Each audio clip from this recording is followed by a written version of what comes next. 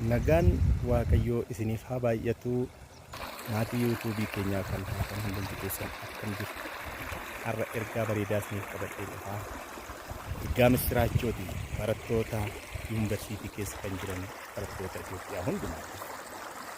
Ergaan misiraachoon isiniif qabadhee jiru walumaa gala hundumaa hammachuu kan danda'u barattoonni keenya gaaffii irra deddeebitanii na gaafachaa turtaniitiin barnoota hojii wangeelaa barsiisuu biratti dabalataan barnoonni keessumaa barattoota egzaamiif qopheessuu danda'u beekumsa qabdan nuuf qoodaa kan jedhuutiin gaaffiin irra deddeebiitiin dhiyaachaa ture.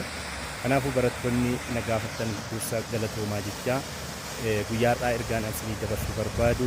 Kanaan dura World Gospel Preaching YouTube jennee YouTubii keenyallee maqaa qabannee hojii wangeelaa qofaa hojjenna kan jedhuutiin dabarsaa ture. Haa ta'uutii garuu gaaffii waan baay'ateef wangeela biratti dabalataan barnoota barattoota cimsuu danda'u, beekumsa dabaluufi danda'u yoo biratti nuu dabaltes immoo baay'ee bareedaadha kan jedhu waan gaaffiin baay'ateef kanarratti hundaa'uudhaan kunis baay'ee barbaachisaa ta'uusaa waan itti amanneef World Gospel Preaching YouTube isa jedhu kana gara East African Academy YouTube kan jedhutti maqaa jijjiirranneetu jirra.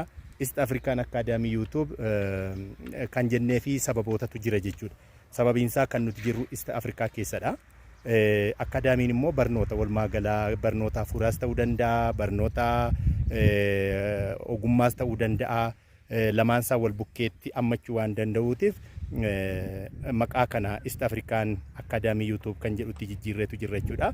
Kanaafuu baga gammaddanii barattoonni warri nu beektanis warri nu beeknes bakka jirtan hundumaatti gara fuulduraatti waggaa arfaffaa kan barattan Economicsii warri barattan barnoota keessan exaamiitiif kan isin qopheessu asumarraa YouTube kan subscribe gochuudhaan yeroo hundumaa viidiyoo barnoota ilaalchisee isiniif gadhiifnu kan argattan ittiin hordofuu dandeessu, gaaffiis gaafachuu dandeessu, waan barbaaddan yoo waan jettan beekumsa xiqqoo qabnu kana isiniif qooduuf isinii kennuutii fi qophiirra jirra waan ta'eetiif isinis akka kanaatti akka deemtan isiniin jedha.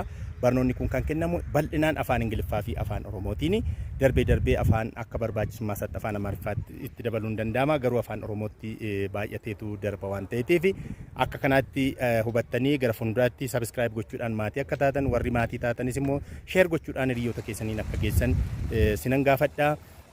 Dabalataanis immoo warri natural sciences taatan, social sciences, economics akka common course itti fudhachuun keessan oolu waan ta'eef introduction to economics isiniif kennuudhaaf asumaaniin kennama waan ta'eef isiniif subscribe gootanii maatii yoo taatan gara fuulduraatti barnoota gaggabaabaa bifa namaa galuu danda'uutiin afaan isin hubachuu dandeessaniitiif fi fakkeenya gaggabaabaa isaatiin isinii kennama waan ta'eef maatii akka taatan isin gaafadha.